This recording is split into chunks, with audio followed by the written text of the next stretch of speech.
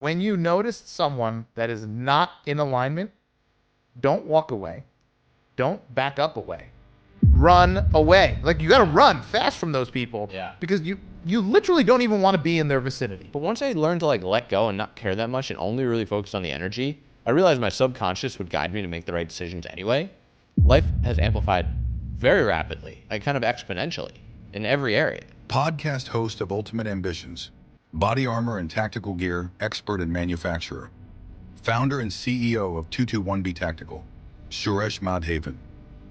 There are so many things that happened that weren't like, let's say the most positive, but what you learned from them helped get you where you are today. You needed it. Yeah. And if you never learned that, if you didn't have that bump or that hit, you wouldn't have gotten to where you are today as fast as you did. When you could put an emotional attachment behind a vision and you can linger in it and you can feel it, the universe will set up ways to get you there.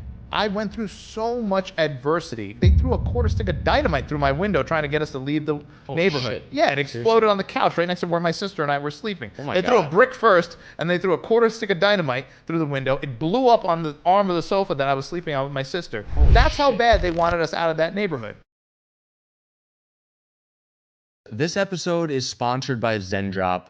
ZenDrop has a very special place in my heart, not only because I started the company, but because dropshipping is really a life-changing business for me. You see, I tried tons of things when I first got started, and what I love about dropshipping is that there's always an opportunity to sell a new product to a new person. There's billions of people and millions of products you can sell, and you never need to touch inventory.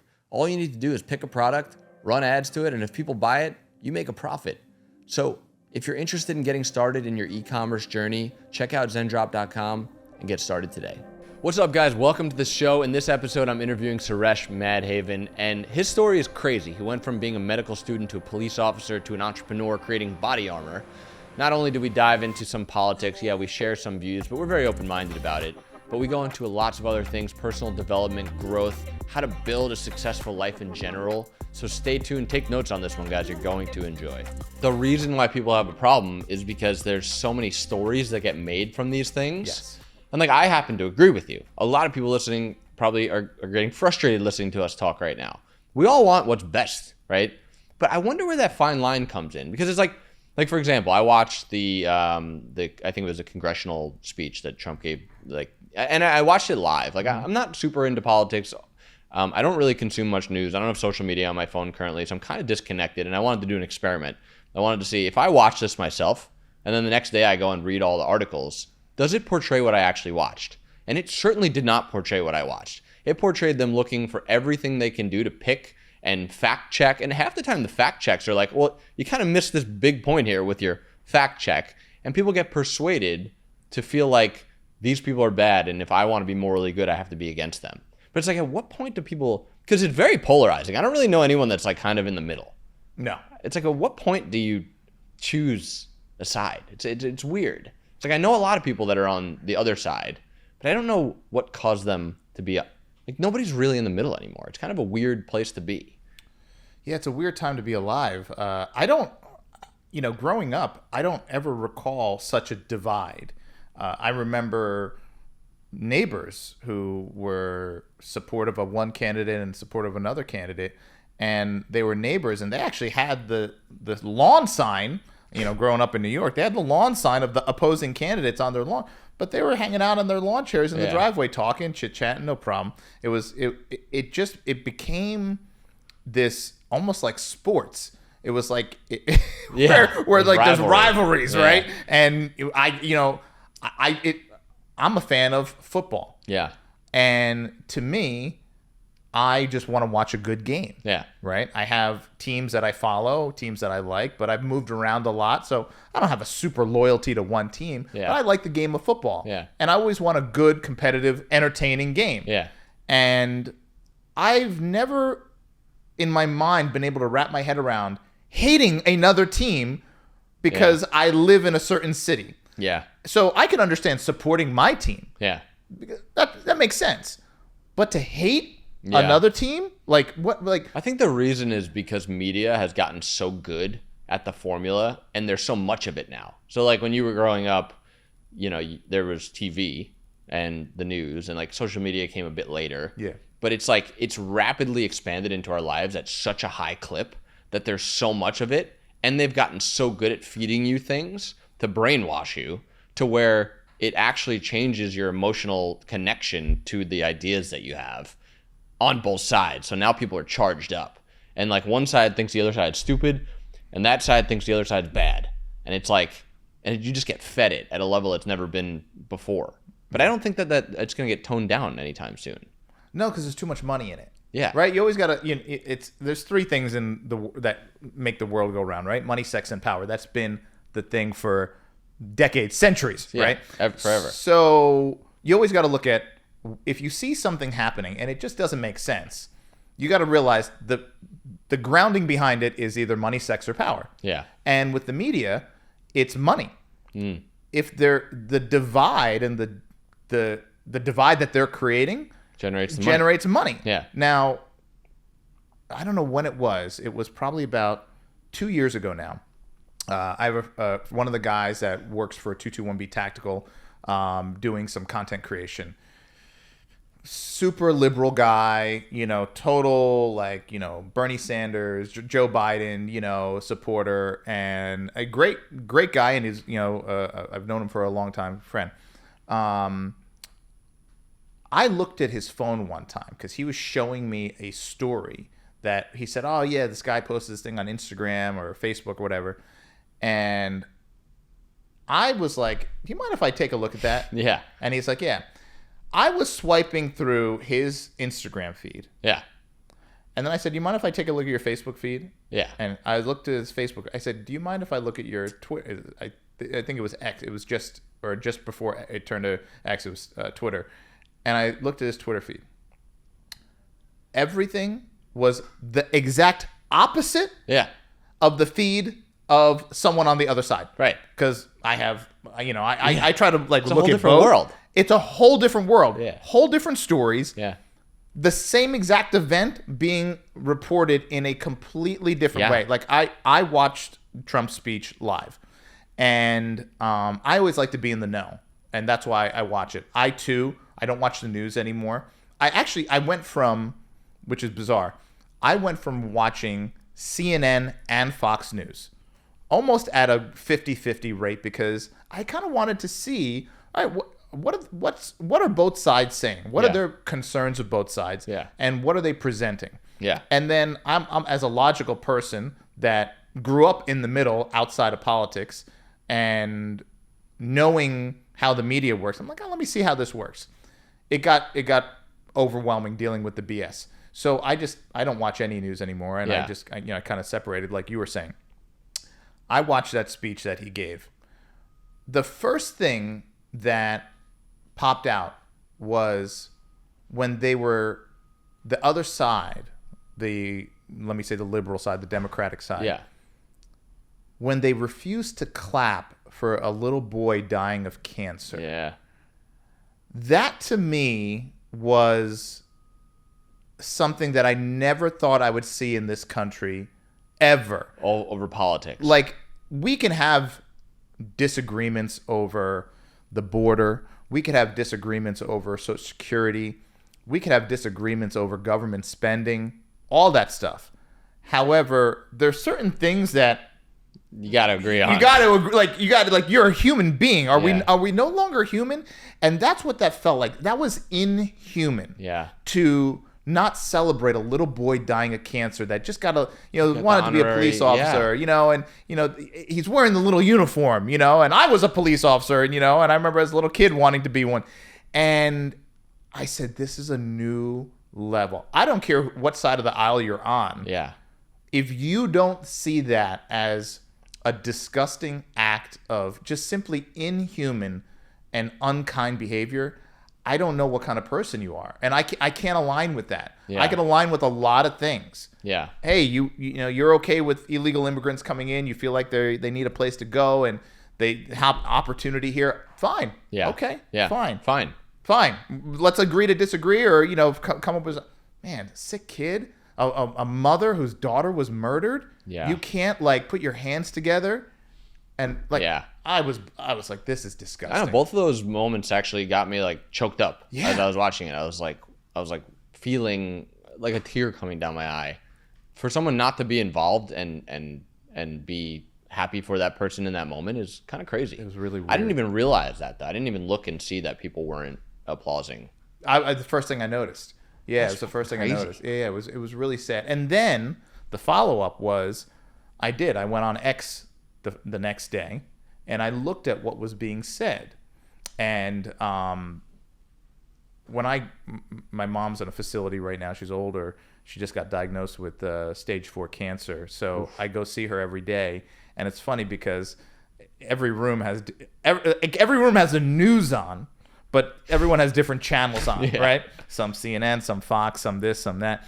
And I was listening to how the different news outlets were reporting what happened, and I couldn't believe that certain conservative news outlets were not more upset that the liberal news outlets were essentially attacking President Trump for celebrating a little boy that was dying. They were saying he was exploiting that little boy's disease and using that little boy. But I've seen presidents address situations like that and, celebrate people like that on both sides of the aisle. We've seen Obama do it. We've seen Clinton do it.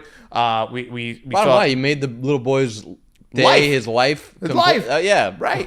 Right. Biden did it, and no one ever said, oh, they're exploiting that person's situation or that person's story for some kind of political gain. It was never said, even when Bush did it. Yeah. No one said. But for some reason, when this guy does it, it was a problem. And to me, once again, as someone who's been discriminated against because of the color of their skin for no reason at all, I see what's happening to whether you like the guy or not.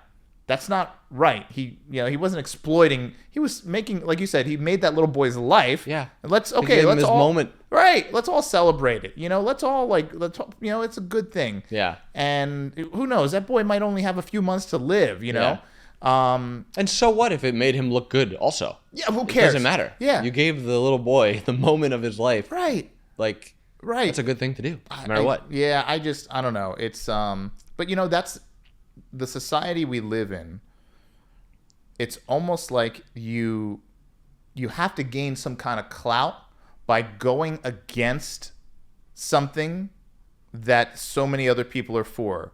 I'll never forget, a couple of months ago, I read a story, and I don't know if you heard about this. Mr. Beast went to some country, I don't know where, and he paid for, I think, like eye surgery. Yeah. For a bunch of little children. Yeah, I read about that. Right? Yeah. And there were people who were saying he did it for like views, or he did it for a video, or he did first of all, who cares? I don't care. He should get views for that. Right. It's a great thing. And you know what? It should motivate other people who have access and money to do the same thing. That's exactly what it should do. That's what it should do. That's the whole premise of it. And I know that's what Jimmy wants. He wants people to replicate what he's doing. He's being been an open example. About it. He's being an example. He's using his platform for good. Right. But the problem is there's so many people that embrace this victim mentality. Yes. And they need something to be upset about because they're not happy with themselves. Yes. I think that comes from a lack of discipline. It comes from a lack of personal and self-worth. It comes from a lack of ever actually trying something and getting through to the other side. And it comes from, at society as a whole, there's this kind of virus in society where the news, the media, they make it like life is just too hard. Things are too expensive. That you can't do this. You can't go there. You can't. And people are just, all right, yeah, you're right. I can't do it. Now they're looking for something to be annoyed about. Mm-hmm. It's like, I think if people took radical accountability for their lives and actually, put in the work and saw the other side, I don't think the same people would be talking about how Mr. Beast was exploiting people by giving them, life-changing eye surgery, giving them vision. Yeah. And not just them, right? Like, think about their families who had to support those people and who their lives were made worse because of the problem which got fixed because of that. Like, the guy is using his platform for good. Those people should be shunned and shut down immediately and exposed to society because there's nothing bad about doing that. So what if you get views? So what if you earn money because of the views? You're still doing something good. That is society in a whole. The more value you add to society, the more money you make. Yes. But there is that inherent kind of victim mentality where it's like, You don't want to see other people win because you haven't done the things for yourself yet. So you're looking for reasons why other people aren't as good as they are. I think it's that, but I also think it's something else, and you touched on it. We used to live in a world where, like, the average person was the average person. Yeah. And celebrities were celebrities. Mm. The celebrities and the wealthy and the famous were the athletes and the actors. Yeah. And people who were doing things on the big screen, Yeah. right? If you would. That's who were the famous people. Right. But there was a shift when social media came around, when the average everyday person who kind of feels like you and me Yeah. is now famous and has a lot of money, and you're seeing them.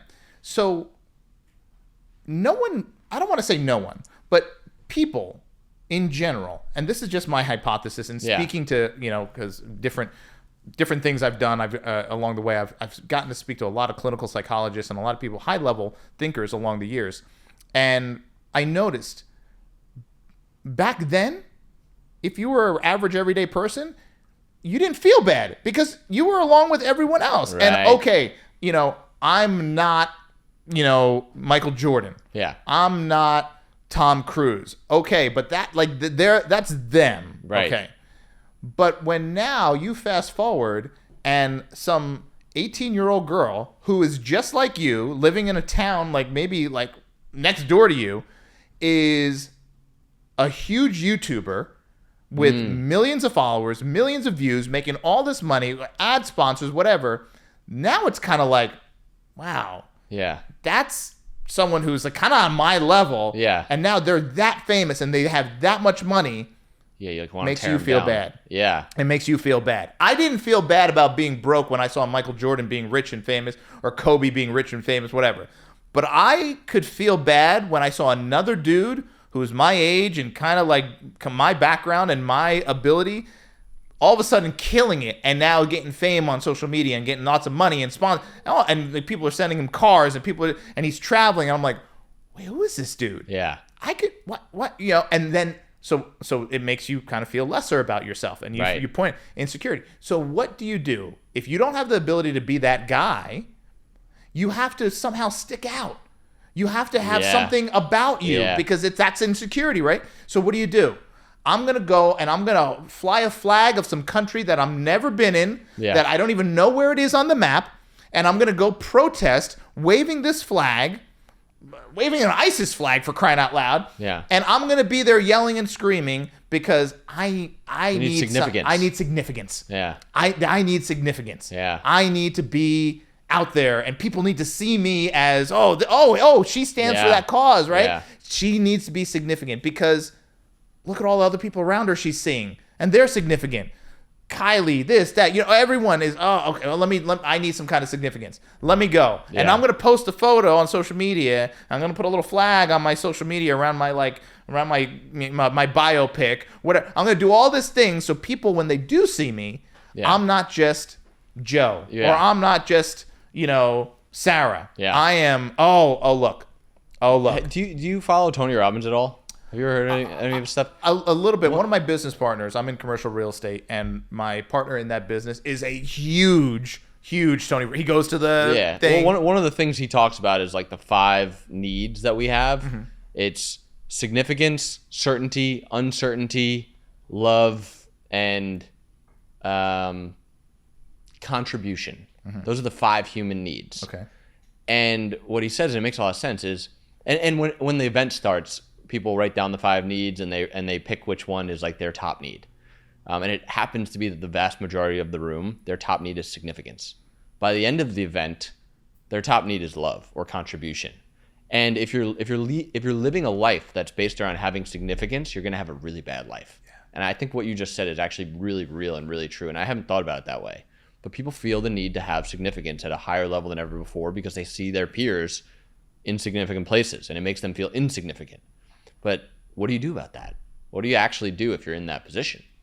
What do you think the person who's feeling those types of ways towards their peers, or that, what do you do to combat that? I think it has to go back to realizing that you're good enough.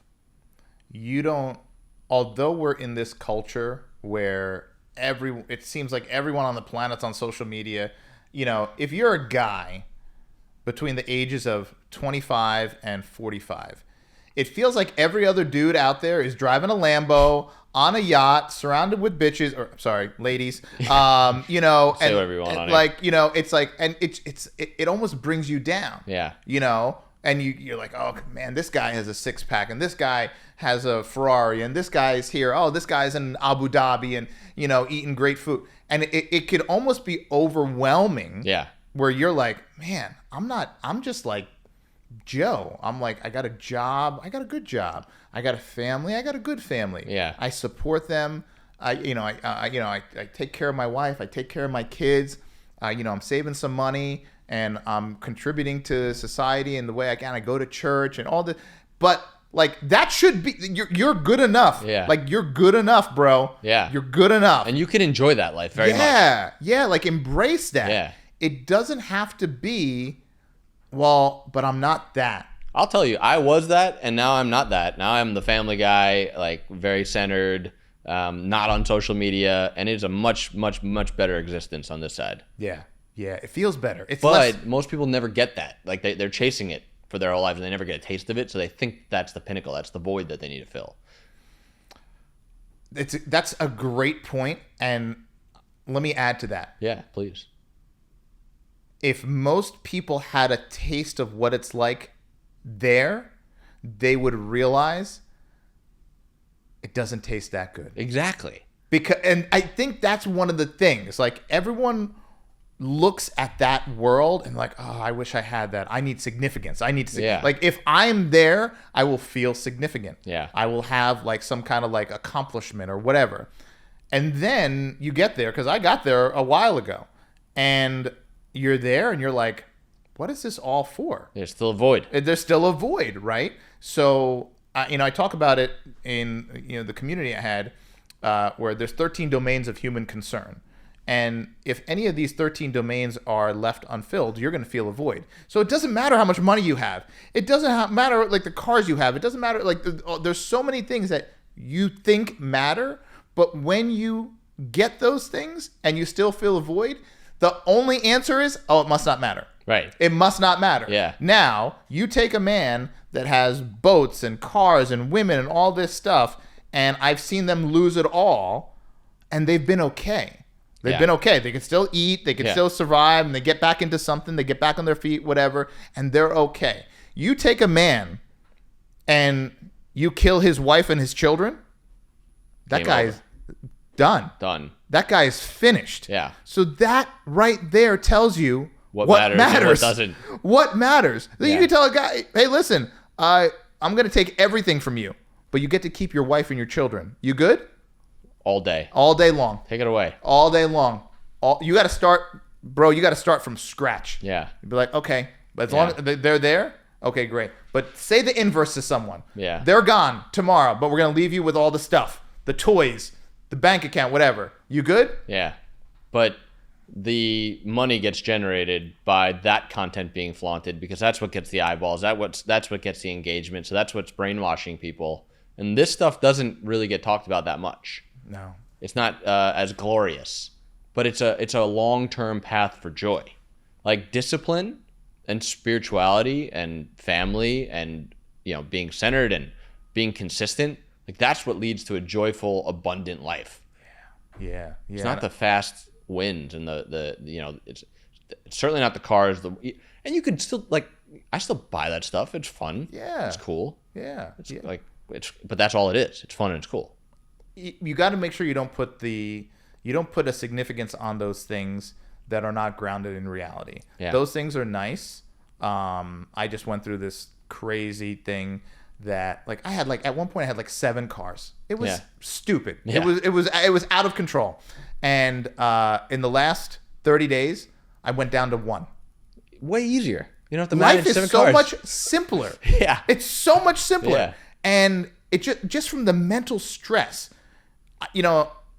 my accountant was like, "Oh, you're going to be saving X amount a year. We're gonna reinvest that, whatever. And I wasn't even thinking about that. Yeah. I just said, listen, I don't want to have to deal with 7 trips of the guy who washes my cars Yeah. at my house that I got to fit into my schedule now. Yeah. 7 oil changes that I got to go sit somewhere and like wait while the car gets serviced.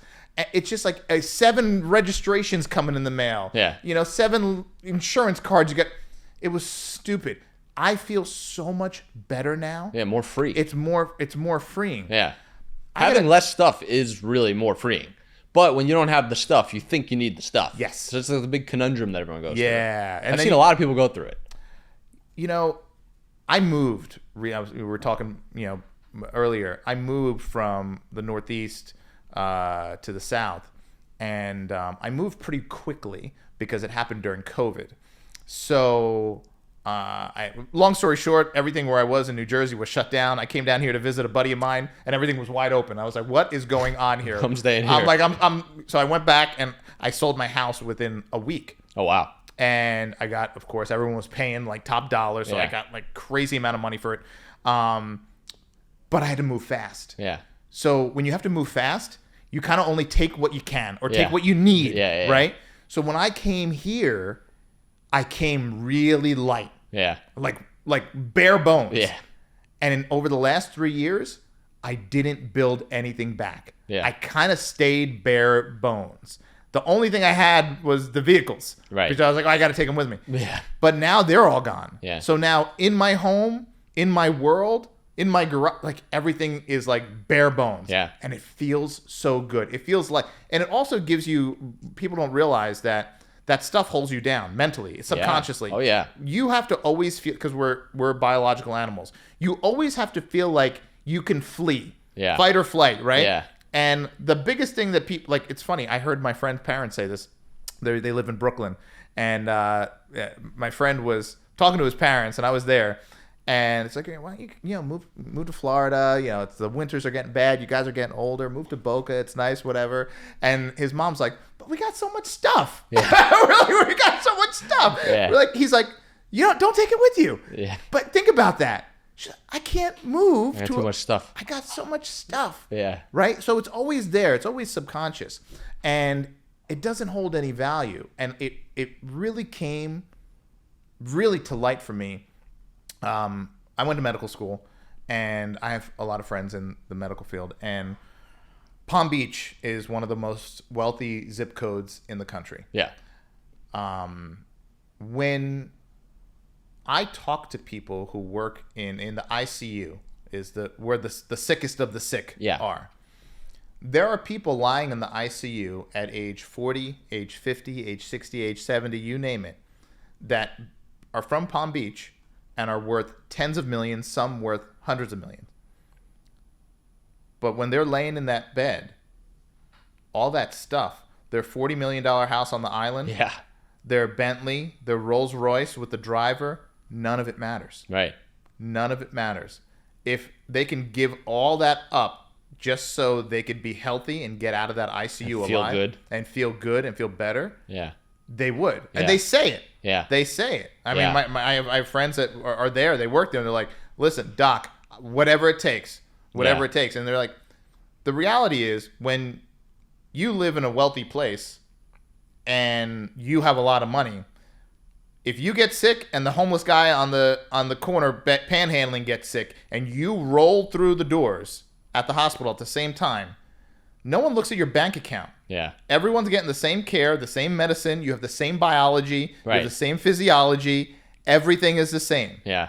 So, and the doctors can't treat the rich guy better than, or give him different medicine than the poor guy or the homeless guy. Right. Everyone's the same. Yeah. It's the great equalizer. Yeah. So there's people in the ICU that are worth nickels, pennies, or negative, and then there's people in the ICU who are worth tens of millions of dollars. Yeah. But they're in the same boat. And in that moment, all the stuff doesn't matter. In Yeah. the moment, they both have the same hand. Yeah. What's it going to do? Yeah. You know? I mean, I could understand why like enlightened people go off into the mountains with nothing. Right? Like, but you can understand it conceptually. You can also have experiences which make you understand it at a much deeper level. I'm obviously not there. I'm not looking to move to the mountains and have nothing. Maybe one day when I'm in my 60s, 70s, and I'm enlightened being. I'm kidding. I don't think that'll ever happen. But I could understand why people want less stuff. It's not even like cars are an example. I've gotten rid of cars recently. I have to move them every day. We had less driveway space. It's like annoying. And like we just renovated our backyard, and I'm dealing with contractors, and I'm dealing with gardeners and landscapers and internet providers, and it's just like, and I have a lot of help and stuff, but like oftentimes I'm pretty envious of my younger friends that have less stuff. They have a lot less money, but I'm like, I would trade with you for a little bit. So it's like a lot less pressure. That pressure weighs on you. Just like the people are just chasing money and things. It's like that comes along with a lot more pressure and a lot less freedom. Yes. Yeah. And that's something real. I heard growing up and I forget where I heard it. It was probably someone's parents or someone's grandparents. They said, when you look at someone's life, don't just look at the things that look good and look shiny and say, I want that. You got to look at all of it, and you got to take all of it. Yeah. You got to take all of it because it comes with everything. So there are people that have said, oh man, I wish I had your life. Friends I grew up with that are still like kind of on the way up and still struggling. They're like, bro, I wish I had your life. I said, bro, you have no idea. Maybe the dollar amount in our bank accounts are different. Yeah. However, there are people I know that although they have less money, their life is so much simpler, so much easier, so much less stress. And I'll admit a lot of the stuff that would cause me stress or whatever is a result of my own actions, like the cars and like the big house and all that stuff, right? No one needs a 10-bedroom house. No one needs a 10-bedroom unless you have like 12 kids, right? But we make these decisions, and then we have to live with the consequences and the liabilities that come with these things, right? Yeah. Bigger house, bigger bills. There is always someone at my house doing something. Same. Power washing, gardening, landscaping, window cleaning, you name it, washing car. Like there's always someone. We have an elevator in our house. We get the elevator service, right? Like I don't want to get crazy. Yeah.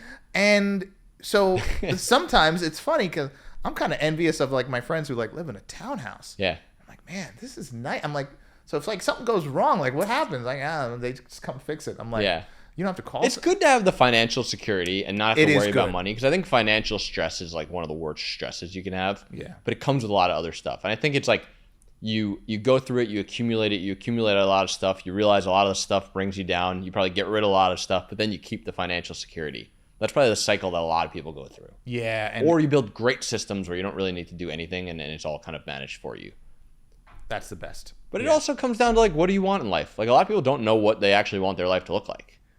They see what other people's lives are like, and they're like, oh, that looks nice. But they don't really know who they are or what they want to be like. I think that's a big hence problem the problem as well. in our society. Right? Yeah. Hence that security. You hit it right on the head. When I meet people in different networking scenarios, and I'm trying to get to know them, a question I always ask right out of the gate, and people are always like looking to answer the question of, oh, what do you do for a living, or whatever, and I always say, what's your passion? Yeah. I don't care what you do for a living. I don't care what your 9 to 5 is, whatever. I don't know you, so what's your passion? Yeah. You can learn a lot from asking that one question. So I don't care true. if you're a single guy and that. trying to meet a girl and talk to a girl, or if you're a business person, an entrepreneur, and you're in a room networking and you want to try to talk to someone who's maybe worth like God knows how much. You ask that question and just shut up. Yeah. And you would be blown away. What's even more surprising is how often I ask that question and people are like, I don't know. That's a great question. No one's ever asked me that question. Yeah. I really don't know. I'm like, what are you passionate about in life? You're here on Earth for such like a small amount of time. Yeah. What are you passionate about? Yeah. And so many people can't answer it. It's so mind-blowing. Yeah. That you're living every day and you're just kind of you're on autopilot. You're going through the motions. Yeah. And you're not even connected to what you're doing or why you're doing it. Right. You're like, I don't know. I don't know. Wow, that's a great question. I don't know. I'm going to have to get back to you on that. Can you imagine being 30 or 40 years old or older and someone says, what are you passionate about in life? What's your passion? and saying, I've been on this planet for 40 years and I don't know. Yeah. I don't know. Yeah. That's like sad. Yeah. It's actually really good advice, though, what you just said. Like, especially for like the people trying to come up in the world and trying to get out there and network with people. Like, I'm the same way. When I meet someone, I'm not asking them what they do for work. Like, if it comes up naturally, sure, but it's not the first thing. Because it's like, when you ask someone, what do you do? You're almost saying like, what can I get out of you? What can you give to me? Mm-hmm. As opposed to, I want to understand you as a human being and see if we have a relationship. Because business comes after that. Any of the business relationships I've made have come from a really deep friendship first. And those are the ones that have turned into real businesses. The ones where it's all transactional, they never work out anyway, because it's a game of who can get more, and that never works. So like the young guys out there like trying to go out and meet people, like that's a really good piece of advice you just gave. Ask people different questions. What are you passionate about? I love that. It was a really good piece of advice. Yeah, it's a different approach, but there's a different meaning behind it, and it gets you a much different result. Yeah.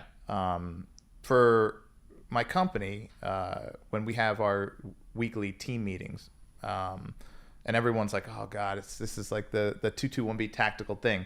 I start off by asking each person what was the best part of their week, and now people know and expect it. Yeah. Because it's very easy, as you know, to go into a end of week meeting and immediately get into all the shit that's going wrong. Yeah. It's so easy. Yeah. This is down. This metric is down. These analytics are down. That changes the energy in the whole room. Right. And it's like, it turns into a problem dump. Yeah. And then, okay. And I noticed that's how the meetings were going. It was, okay, so what's going on? And everyone just chirps in about the shit that's going wrong, and they dump it. Yeah. And then we spend the next 2 hours, okay, how do we fix it? What's going on? So I switched it up, and I said, okay, we're going to start out with the win for the week. Yeah. And I want a personal win, and then I also want a win for your responsibility here at 221B. Yeah, it's great. So what's your personal win for the week? And like literally the other day, someone was like, my son won his baseball game, and I had to like help coach it or so. I was like, what? Yeah, I don't play baseball, but I helped coach, and we won, and like my son looked at me. That's like amazing. Yeah, I was like, so that felt good. He's like, yeah, because like I'm not the baseball coach. I had to step in or something. And I'm like, okay, that's a great win. Yeah, that's a great win, and it like set the mood. And then like the next person went, okay, all right, now win for what your division is. Okay, well we created this reel and it got 30,000 views, so we're trying to figure out like how to fine tune it. Like what happened? What was that? Because that's like very uncommon. So okay, what happened? What was the thing that made the difference? Okay, great. Okay, awesome. Good job, man. Okay, next. And then after all of that is done, we go into, okay, what do we need? What needs to happen? Right. And then the mood in which the problem comes out with is a different energy. Yeah. And it's almost like what I hear is, well, this is going on, but I was thinking. Yeah, exactly. This is happening, but you know what? I'm thinking that they're already in a mood of it's something going on, but I think I could solve it. Yeah. I already got the solution. It's almost like your own personal routine in the morning to get yourself in a good state of mind. You do that at a company level. Yes. In the beginning of the meeting. It's like you need to get realigned a lot in life. You need to realign with the things that you know on a regular basis, or you get sucked into the rat race. You get sucked into the patterns. And that could happen at an organizational level too. That's pretty interesting that you do that. You have to. And it creates a better culture. And I also do it at home. Yeah. At home, I make it a point when I wake up in the morning, I have to give thanks for 3 things. Yeah. What am I thankful for? And I'll be honest, one of the things I'm thankful for every morning is waking up. Because when you're in the medical field, you realize how many people don't wake up. Yeah. Like how many people didn't wake up this morning? I got another day. Right? They didn't have another. So that's one thing I'm always thankful for. Real quick, that's a whole different perspective. I have another day versus, I got to go into another day. Like just switching that first thing is like, that's huge to life. Huge. It's so big. Changes the flavor of your existence. 100%. And in your energy, when you put that out, more of it's going to come back to you. 100%. Right? So if you wake up in the mood of, I got to do this today, I got to do this today, I got to do this today, your energy, that's what you're putting out, and you're going to get more low energy back or negative energy back. Yeah. I woke up this morning and I knew I was going to have 3 contractors at my house within a couple hours. It was going to be a mess. It was going to be like all their trucks were going to be parked down the road. I knew that I had to come here for this. I knew I had to do something else. I knew I had to go to the gym. And it was all this stuff was going on. And I said to myself, one, thankful that I woke up. Two, I gave thanks. Instead of thinking about everyone, I'm like, man, how blessed am I that I have these 3 great contractors that are highly skilled and I can afford to pay all of them. Yeah. No problem. Like the bill they're going to give me to do that phenomenal work. Yeah. I'm blessed. I have the money to pay them. How lucky am I? Yeah. And then I said, you know what? Instead of thinking about, I got to go to the gym. You know what? Yeah. I have a friend that's in a wheelchair, paralyzed from the neck down. Yeah. He can't even go to the gym if he wanted to. Yeah. So you know what? How lucky am I? 100%. I get to go to the gym and like move some weight around, take care of my body. Yeah. I'm like, man, this is awesome. So I started out the day. Yeah. Boom, boom, boom. Yeah. I do the same thing. I have like a 5-minute journal. It's the things you're grateful for, what would make today great, and just start out first thing in the morning doing that. It's like, it's a very great experience because it's so easy to get, you wake up, you check your phone, you look at the news, you're boom, right back in the same thought patterns as the day before. Now you're stressed, now you're angry, now you're going to the day like that. And you're going to create more of that energy in your life through feeling that way. Actually, funny story that we're kind of talking about this now. I found a personal trainer here in Florida. I just moved here about a year ago. I've been looking for a good trainer. Mm-hmm.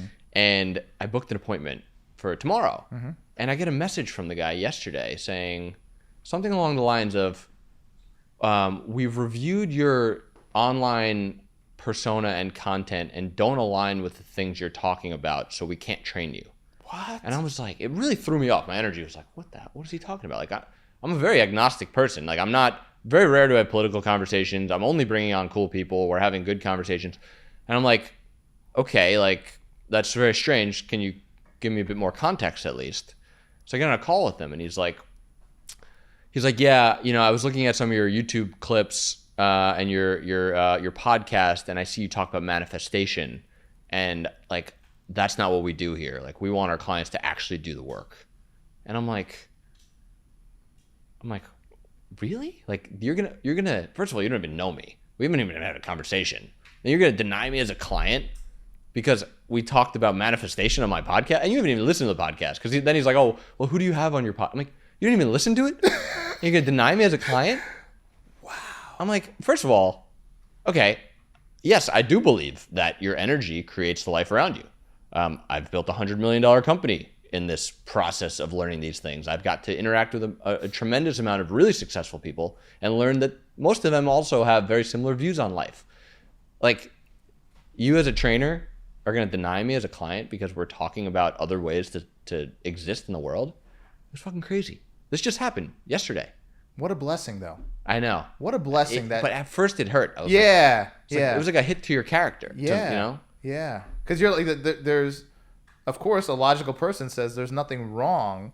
I could, not that it would be right, but I could understand if he said, hey, I looked at your content and I see that you are anti-police or you're anti-LGBTQ or so, whatever, and I don't align with that. Sure. Okay, fine. Sure, we have different views. Got it. Totally get it. And it would be a little weird, right? Whatever. Got it.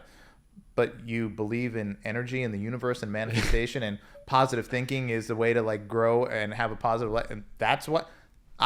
Did you say thank you to that guy? I would have been like, hey, thank you so much. Thank you. Thank you. Like, one of the things that I changed a few years ago was instead of getting pissed off in situations like that, I gave thanks, because that's something you don't want in your world anyway. Yeah. You don't want that kind of thinking. You don't want that kind of mood. You don't kind of want that energy. And the old Suresh would have been like, what? This fucking guy. And then what I would do, I would carry that negative energy. Yeah. I'd get on the phone. I'd be like, Andrew, can you believe? Like, let me tell you this. That was me yesterday. Let me tell you what happened. Yeah. This freaking guy. Yeah. Like, and then I would call my other boy. Yo, you know that trainer I hired? Yeah. You know, whatever. And then I'd be out to dinner tomorrow night. I'd be like, I was going to start working out. And let me tell you what happened. It's just negative cascading. Yeah. So I'm just like, I just learned a couple of years ago, and I got this from a book I read about like energy and whatever. It was like, just give thanks. Yeah. Give thanks that you got that up front. Got that up front. Missed the rest of it. Right. Yeah. And then you're like, oh man, thanks, bro. Yeah. And then you just never speak about it again. And you just move on. You're like, oh man, what a blessing that was that guy was so dumb. He just said that out front. Yeah. That's someone you don't want to affiliate with. You want to run away from that person. Yeah. It was through a text message, and it was like, because we had an appointment. It was like, we decided we cannot train you. And I was like, whoa, really? Like, you don't even know me. That's wild. It was wild. That is wild. But over and over again, I connect with incredible people that have accomplished many different things, not just financially, physically. They've been through different education. They've been around incredible people. And almost everyone from, people like yourself to, we had a Formula One Indy 500 champion on here, CEO of 7-Eleven and Blockbuster, like really cool people, are all aligned that the way you feel and your energy changes the life around you. Whether you want to call that manifestation, whether you want to call it the way of being. I mean, my whole philosophy is it's not about what you do, it's about who you are. And it's like, if you can be the person you need to be, subconsciously you'll be guided to do the things you need to do. But so many people are, counterintuitive. They're trying to figure out the tactics and the tools, but they haven't actually worked on themselves yet, which is why they keep hitting roadblocks. But everyone seems to agree on that. And it was just crazy that someone was so against that they would deny a client for it. It was like, it was mind-blowing. That's someone that, I always say, I would say a prayer for that guy and say, because I don't think he's going to be in business very long. Just what you're telling me. Yeah. You can't that. I don't know one successful business person that operates like that at all. And that's not my opinion. Yeah. I literally don't know one successful business person that would operate with that kind of like low level mindset.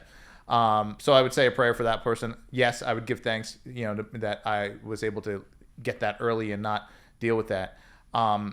You have to realize that there are people who move like that all around you, though. Yeah. He just showed his cards. He showed his cards. Yeah. But there's a lot of people around us every day that are the same, feel the same, have that same mindset. And what I've gotten really good at is noticing the signs. And I tell people all the time, one of the best things you can do is getting good at knowing who's around you. When you're a police officer, you have to get really good at figuring out who's lying to you. Yeah. Because throughout the course of your day, through a 12-hour shift, most of the people that you encounter are going to lie to you.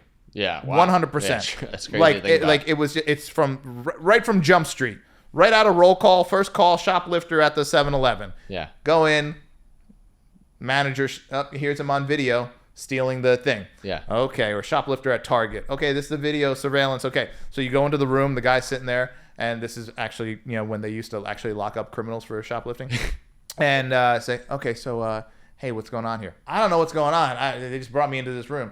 Did you steal something? Did you take it? No, I wasn't stealing anything. I didn't steal. I don't know what they're talking about. Lying right to your face, right? Everything's on camera in the patrol car. You see someone go right through a stop sign, not stop, and you're like, well, okay, boop, pull them over. Hey, how you doing? Oh, what's going on, officer? You just kind of rolled through that stop sign over there. No big deal. I just want to see your light. No, I didn't. I stopped. And you're like, ma'am, what? I stopped. No, I know I stopped. And I would say, one, no, I watched you. But two, it's also on video. Yeah. And they'd be like, oh, it is?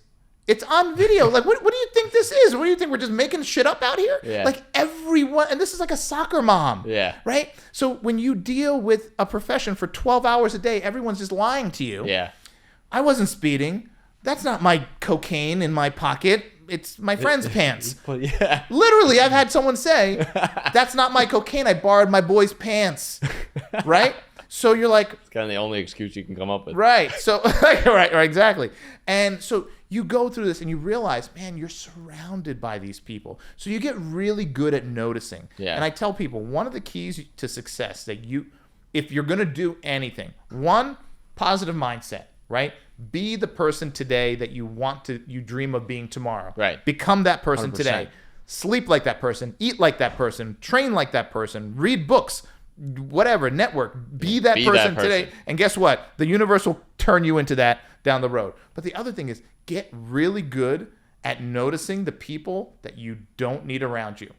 Because that is the one thing that pulls so many people down and holds so many people down. Yeah. Notice the people that, and some people are like, well, Suresh, how do you do that? You got good at it being a cop. Yeah. I worked in a hospital for a long time after medical school. So it takes time to get really good, because it's not overt, right? Like this guy, you said, your trainer guy. Yeah. It's not overt. It's sometimes you got to get really, like I always tell people, it's not like you're in a pool. Yeah. And you're trying to figure out the people who can swim and the people who can't swim. Right. The people who can't swim are drowning, Yeah. and you're gonna like see that like really, really good, right? You're gonna notice that really well.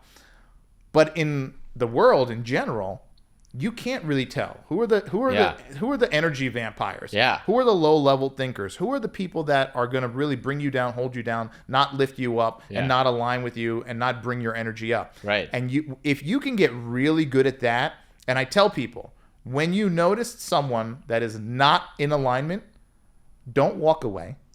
Don't back up away. Run away. Like you got to run fast from those people. Yeah. Because you literally don't even want to be in their vicinity. Yeah. Because energy travels, right? 100%. So you don't want to be in their vicinity. I don't allow those people at headquarters at 221B Tactical. Yeah. If I find someone who their energy is right, I don't want them in the building. Right. Because they might be in an office next to Joe, and Joe is super high energy and super positive and whatever. But if he's Next thing sitting you know, next to him, no. Getting sucked away. No, exactly. Nope. No, sorry, you got to go. Yeah. And so you learn that in life, and it will change your life. You learn to surround yourself, and the same goes for the opposite. If you see someone, which I kind of felt it, right? I got to tell you, I felt it when he walked me up. Yeah. Elliot's got it. I was like, this guy has good energy. Yep. This guy, and it's funny, we had a little situation downstairs. Oh, yeah? Yeah, there was this woman who was low energy, negative mood, complaining about parking and all this stuff, right? Just losing her mind. And he came out and was like, oh yeah? Okay.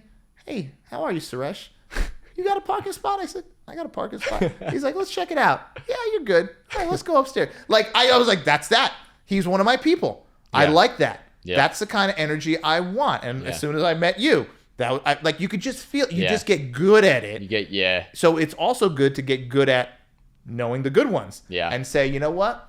I need to spend a little bit more time with this person. Yeah. I want to spend more time with people like this. And that's what it's all about. And you get good at it. Yeah. And you get good at it, and then you say to yourself, and then you start getting, then it turns into a game. And for me, it got uncomfortable because there were people who were in my life for a long time that I slowly had to like move away from, right? Same, yeah. And then you start pushing towards some, like I had some friends that were like, "You're hanging out with that guy all the time. You just met that guy like a year or two ago. Yeah. You've known me since we were 7, bro." Right. And I'm like, "Yeah, I know, and I still love you. Yeah. I still love you, and I still care about you. Yeah. But you're always doomsday." Yeah. Right? Yeah. Nothing's ever enough, never enough money, never whatever. And this guy's always like abundant. Yeah. There's so much money in the world. Let's just go get like a little morsel of it and we'll be billionaires. Yeah. Right? Yeah. That's that's what there's money all around us, right? We can go out into the parking lot right now, and with you and I, the way we think, if someone said, listen, you guys have 2 hours to make $500 in this parking lot right now. Yeah, figure it out. We'd No figure it problem. out. Easy. We'd figure it out. Yeah. The low level thinkers are like $500 in this parking lot. We're in the middle. How could we possibly do that? Yeah. You, I, him. We'd all be like, okay, let's get a plan together. What are we gonna do? Easy. We're gonna get $5,000. Let's get $5,000. Let's blow this thing out. I love it. I love this topic. Another topic that this trainer probably would have hated also is like, at the end of the day, we are just energy, right? Like if you zoom in on us, what do you get? You get cells and you get atoms. What are atoms? They're 99.999999% empty space. And then there's electrons, protons, and neutrons. Mm-hmm. So electricity.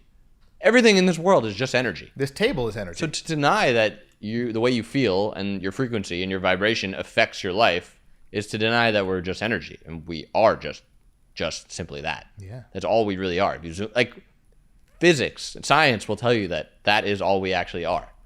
100%. Did you ever see the water test?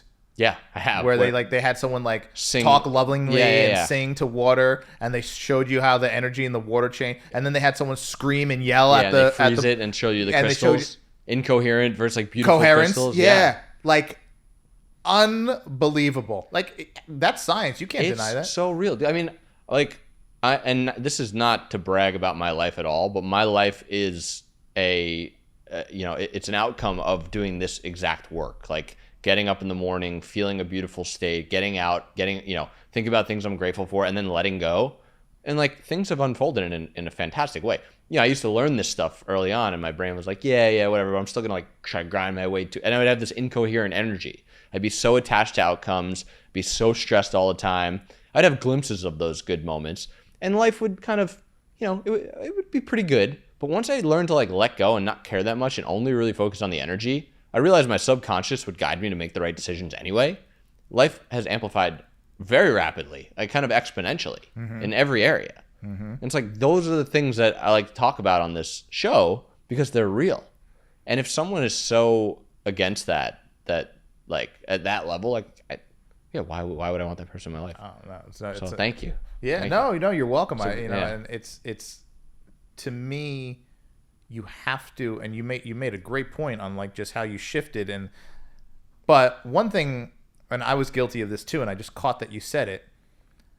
Those things used to happen, and I used to almost think they were like, I don't know, like I got lucky or just like coincidence, right? But when you start realizing that no, it's intentional.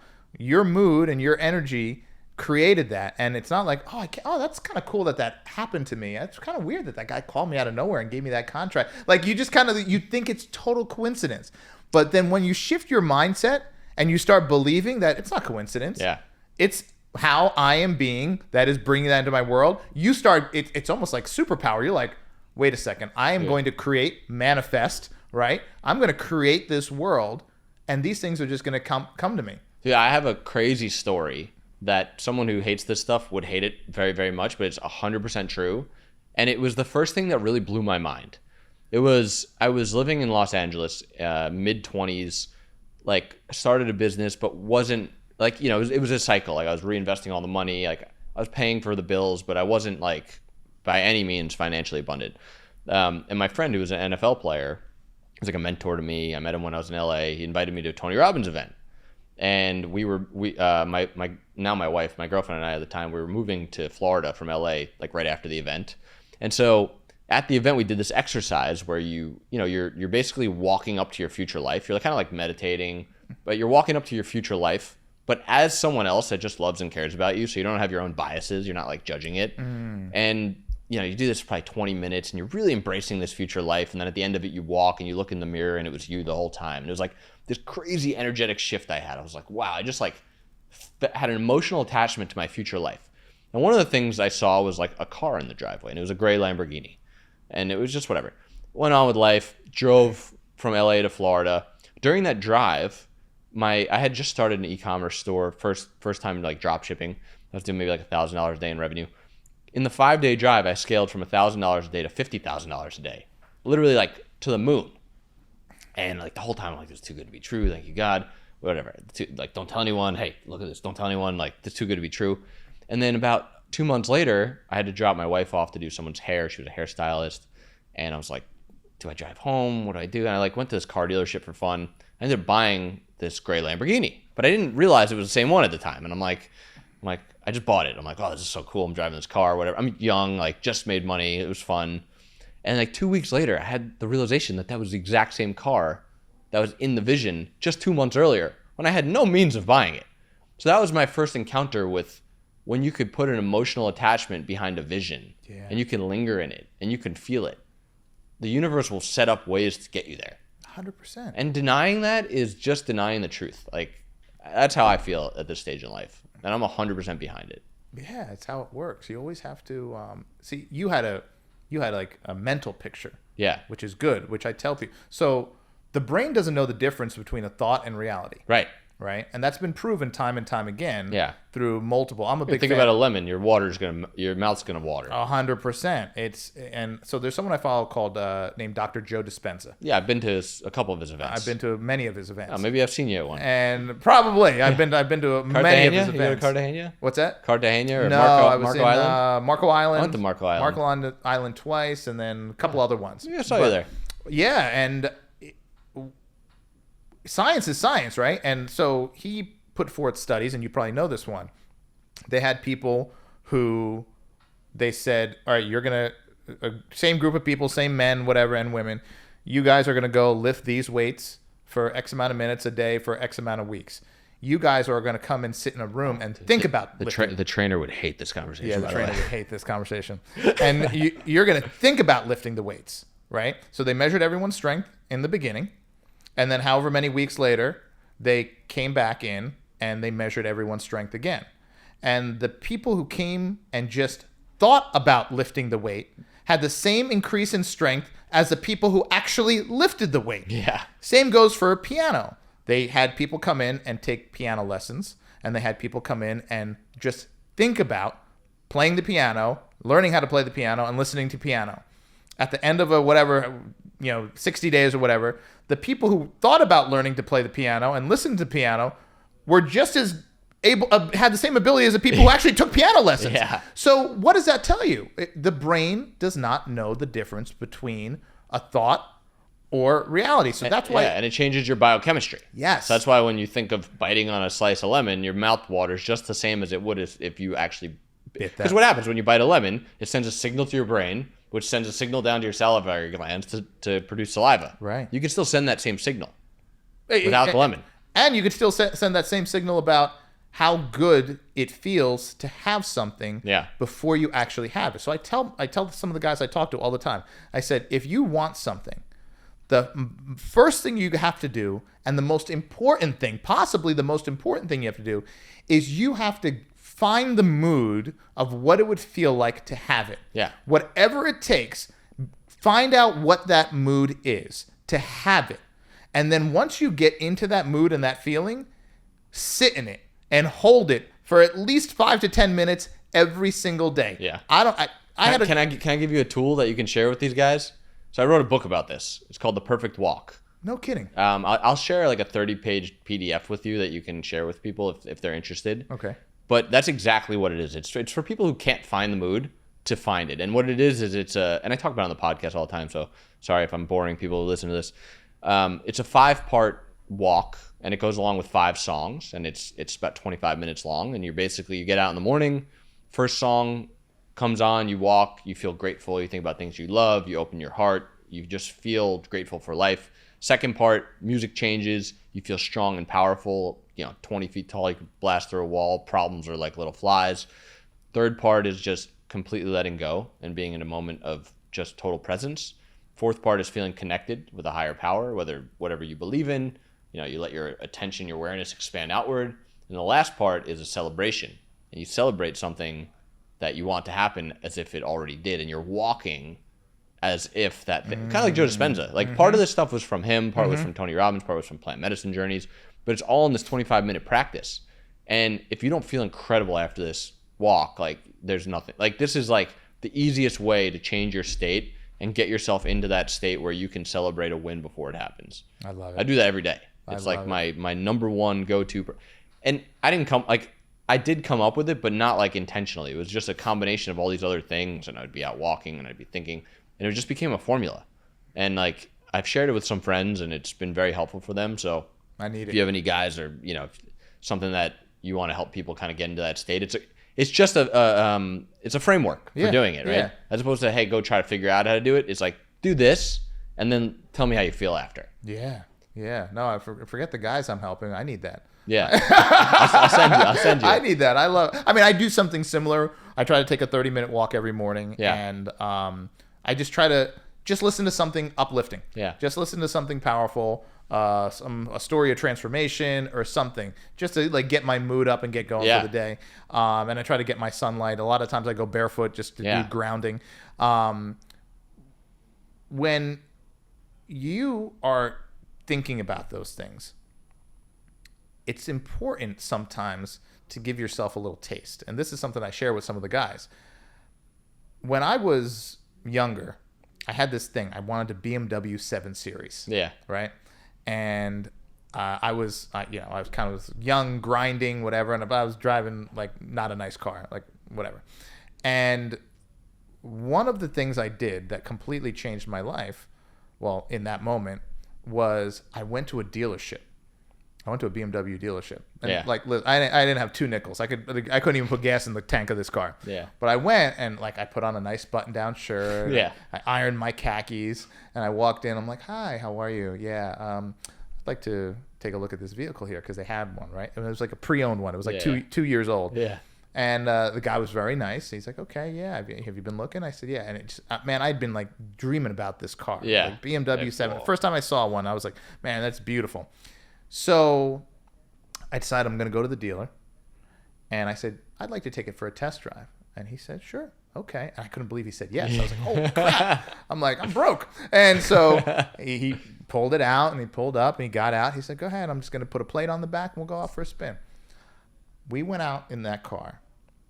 And the second I sat in that car, the smell of the leather, the feel of the steering wheel. I remember it was like a little chilly out. And so I turned on the heated steering wheel. Right. And I was like, and that was like a big, like, when I grew up, heated steering wheel. Forget it. Like, that was like high technology for me. I'm like, ooh, has heated steering wheel. And I drove that car. And the entire time I just like sucked in the emotion and the feeling of actually, because I had thought about driving the car, but I'd never driven the car. Yeah. So I didn't really know. I just kind of imagined how it would be. Right. So when I got in that car and I started driving, I was like, holy crap, this thing is so smooth. Oh my God, the blinker feels so good. The steering wheel. Yeah. I'm like, oh, so we just did a little short test drive. It was like, whatever. It was on Long Island, I think, too. Oh, yeah? Yeah. And so I got back to the dealership. I said, yeah, this is great. I said, I'm looking at a couple others, but I really like this one. I'm going to consider it. He's like, oh, here's my card. Let me know if I can help you out. I went home that day. I remember I told my girlfriend at the time, I said, she's like, well, what you do today? I said, I went and test drove the 7. It was like a 745 BMW. And she's like, what? Why? I said, because I wanted to feel what it's like to drive that car. She's like, you can't afford that car. Like, you couldn't even afford the insurance. I said, I know. Yet. From that day on, every time I thought about what it would be like to have that car, I had something connected to it. Yeah, you had a reference point. I had that reference point of what it was actually like to. Let me tell you, I had gone like 2 years before I actually decided to go to that dealership, right? 6 months later, BMW 745 was in my garage. Yeah. My business shot up. I got a couple of big contracts. And it was like, and 6 months later. So I went 2 years thinking about it, which was good, but having that connection to it accelerated everything because the mind doesn't know. And as long as you connect to it, it's going to, once I had that emotion and that mood and that energy, the universe had to drop that car into my garage. Yeah. Because I was living as if I had already had it. It's just a matter of time. It was just a matter of time. Yeah. And that was it. Yeah. And everyone was like, bro, how are you affording that car? Yeah. And I'm like, I was able to buy, I bought it cash. Yeah. I bought it, which I would never do today. But at least through your LLC. But I bought it cash. And people were like, what? I'm like, that's how powerful it is. I mean, it is like that power. And there's someone I listened to, her name is Abraham Hicks. And she always says, she's like, your mind is so powerful, but the what your mind needs to do is the same thing of whether you want to create a button or a bottle of water on a table or you want to create a Lamborghini. Yeah. A gray Lamborghini. It's all the same process. It's not like, thinking. I could probably manifest the quarter on this table a little bit easier than the gray Lamborghini. No, actually, it's the same process. Right.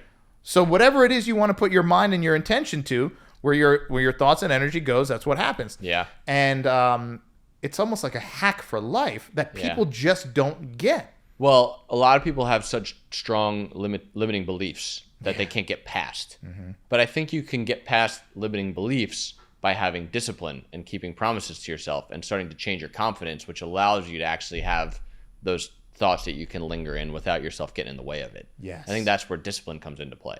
Yeah. And the belief. You got to believe. When it happens, you can't, remember, going back to what I said, when it happens, you almost have, because it's so funny.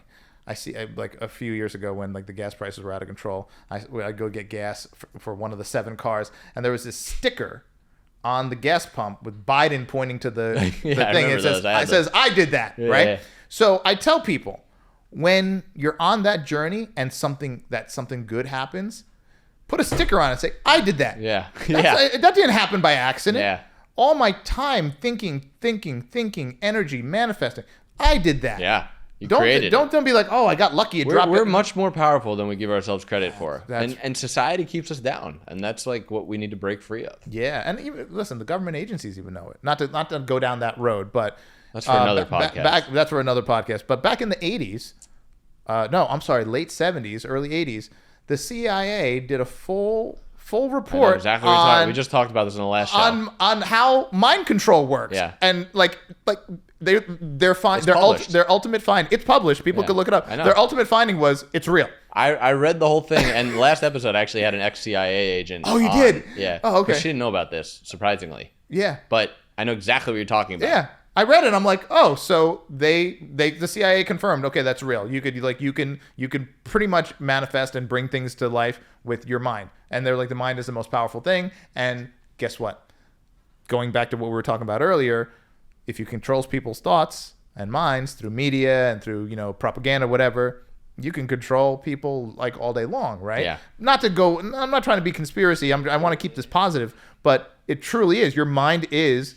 It's like the most powerful thing you have. Yeah, we got these interesting blue lights in our devices, and then the vaccines together might really, Yeah, right? It's a rabbit hole. So, oh my God, we'll be here till dinner. We have to get food brought in. But so like that's the power of that, right? Yeah. So I tell people, like, when you're on your journey, make sure you say, I did that. Put a sticker on it. I did I that. love that. Yeah. That's great. Like, I did that. I didn't just get lucky. Yeah, I created that. Exactly. Yeah. I didn't get lucky. I made that happen, So as you go along, like when I started 221B Tactical, I was in my garage. Yeah. I didn't even have heat. I was in Jersey in a garage that was just cement, and I had no heat. So I was freezing, trying to learn how to sew on a sewing machine with like some 7-year-old girl, YouTube, watching. She was like literally like 7, teaching people how to sew on YouTube. She's probably a billionaire right now from her channel that has a zillion views. And there I was, grown-ass man, watching her video, hitting pause. How do I feed the thread through the thing? And like, right. And then play, pause, play until I learned how to sew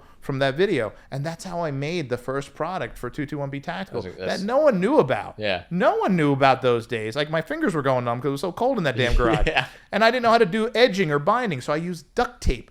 So I was like, I don't know how to sew edging. I just know how to sew the seam. So I'm going to use duct tape. I did all that, but I did all that knowing it was going to be a worldwide global company, and this product and this company was going to make me a millionaire. Yeah. I just knew. Yeah. I just knew when I was broke in the garage learning how to sew from a 7-year-old on YouTube. In my mind, I'm like, I'm going to be a millionaire. Yeah. This company is going to. But a big key to that is like when things come up that are adverse to what you believe they're supposed to be, like learning how to not be attached to those things, because there's a tremendous amount, infinite obstacles that come in the way. And so if you're attached to the obstacle and you're like, oh shit, that shouldn't have happened that way, you're just changing your energy in the moment and creating more of that. So it's like knowing and then letting go. I think letting go is like the second big key to creating. Yeah. Letting go seems like a weakness, or like surrendering seems like I'm giving up, and it's actually the strongest position you can take is letting go and having faith that things are going to happen the way they're supposed to. That's the strongest position you could take. Yeah. Always ask, like, okay, so why did this happen? Like, why did this happen for me?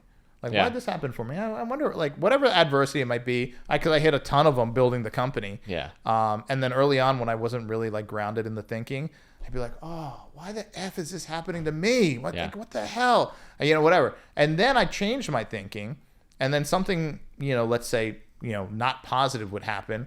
And I'd be like, I wonder what lesson this is going to give me for down the road. And when you look back, I'm sure you could do the same thing. There are so many things that happened that weren't like, let's say the most positive, but what you learned from them helped get you where you are today. You needed it. You needed it. Yeah. And if you never learned that, if you didn't have that bump or that hit, you wouldn't have gotten to where you are today as fast as you did. Yeah. You might be still, so I got to the point when those things were happening, those roadblocks, those bumps, I'd be like, oh, okay, so this is teaching me something. I wonder what it's going to be. Yeah. I'd write it down. I have my journal. Like, I don't know when I don't know when this is going to come back. You learn to have a different relationship with challenges. Yeah, that's right. Like, I do jujitsu. Oh, and nice. I've been doing Brazilian Jiu-Jitsu now for I don't know how many years. I have my purple belt. Oh, nice. And pretty badass sport. It's a badass sport, yeah, and it's so fun. It changed my life. Early on, when I was new, there were so many times where I would like get submitted by either someone who was at my same level or higher level, whatever, and I would get angry. I'd be like, oh man, whatever. And I didn't realize that all those things were slowly building up to, if it happened again, I would recognize it. And so I started thinking differently. Every time I got submitted by someone who was either my rank or higher rank, whatever, I kind of just took a note when I went home of what happened. Yeah. And then I started, this is the wildest thing, I started taking note of what happened before it happened. What happened before the submission? Because at first I was just like, he got me in an arm bar, or he got me in a choke, and I wrote down arm bar, choke, whatever. And then I started taking it one step further. And I said, what happened right before he got the choke? What happened right before he got the arm bar? And I would think about that, and then I would write that down. I reached for this, and that exposed my arm, and it led to the arm bar. I tried to do this, and that exposed my neck. It led to the choke. And then what I got better at was the before, some guys call it left of bang, right? The pre-event indicator. What happened before the bad thing happened? Right. And I started noticing that. I carry that over into business. I start noticing little trends, which I'm sure you do in your space. You start noticing them a lot earlier. Yeah. And you just got, now it's a game. I want to see 2 or 3 steps before the event occurs, what's happening. And now you notice that, and you're like, I just saw that happen, and I know that means what happens next is this, what happens next is this, and that what happens next is like fucked. Yeah. So let's stop it right now. And you can only learn that through the challenges. Yes. So you need them.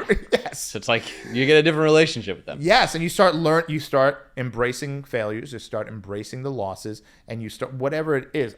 What I went through in my life growing up on Staten Island, New York, as a guy as dark as me, not Italian by the way, and like I went through so much adversity. They threw a quarter stick of dynamite through my window trying to get us to leave the neighborhood. Shit. Yeah, it exploded Seriously? On the couch right next to where my sister and I were sleeping. Oh my They God. threw a brick first, and they threw a quarter stick of dynamite through the window. It blew up on the arm of the sofa that I was sleeping on with my sister. That's how bad they wanted us out of that neighborhood. But I learned from that. Yeah, that's crazy. I learned from that. And people are like, that's hatred, that's racism. Yes, but all those things that I dealt with, racism from cops, racism, getting fired from my job because of the color of my skin, all of that stuff put the $200,000 car that's in my driveway. Right. Right? Like that all, you can't discount that. Yeah. All of it. Turns you into who you are. That's it. I'm thankful. Yeah. I'm thankful for all that adversity, all that hatred, all that racism, everything I dealt with, because if that stuff didn't happen to me, I don't know if I'd be where I am today. Yeah. You know? So it's a kind of a crazy way to look at it, but I'm in such a powerful position today in my life, growing up with a single mom who wasn't even from this country, barely spoke the language, to where I am today. People told me it was not possible. Yeah. And they tried to force that victim mentality down my throat because of how I looked. I was a little black kid, a little brown kid. But I just kind of shifted my thinking and saying, what if all this stuff is actually happening for me to strengthen me, to get me to that next level? And the proof is where I am today, right now. That's it. It's undeniable. I made it. So I dare someone to say I got lucky. Yeah. Or someone handed me something. Yeah. No, none of that. So it served me. Yeah. It served me in some way and got me to where I am. And it was hard, but the company and where I am and what I've accomplished now, and some of the people I'm able to help, I'm so thankful for it. Yeah, I think that's a great ending note. It's, you got to be thankful for all the different things in your life. Yeah. For the adversity, for the challenges, for the people that you can skate by quickly without having to go down a deep rabbit hole with. Yeah. So yeah. Thank you. No, thank you. And I want to get that 25-minute walk. I got you. Yeah, I want to. I'll text it to you after. I'm going to talk to you about. I want to see what this book is about too. So I got you. All right, brother. Hey, Good thank stuff. you for having me. Thank you so much. Great to be here. Great conversation. Thanks.